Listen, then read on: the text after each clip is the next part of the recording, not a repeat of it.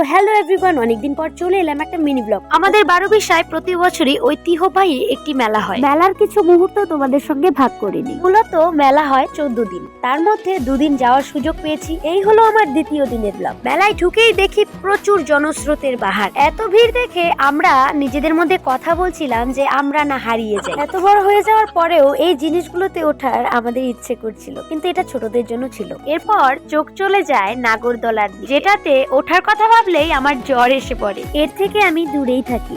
এরপর এই ব্যাগগুলো আমার খুব পছন্দ হয়ে যায়, মামি আর আমি মিলে দুটো নিই। সত্যি জীবনে আর কত কি দেখতে হবে, কোনো জন্মে দেখিনি বেল্টের মধ্যে লাইট লাগানো, তো এবার প্রথম দেখছি, ভালোই লাগছে দেখে। এরপর আমরা চলে গেলাম পুষ্প ফ্লাওয়ার্সে। ফলস হলেও দেখতে অনেক সুন্দর ছিল। তো ঘুরতে ঘুরতে আরেকজন ঘুমিয়েই পড়েছে, ওর দায়িত্ব পড়েছে আবার আরেকজনের ওপর। তো আমরা চলে এলাম আরেকজন রাধারানীকে নিতে।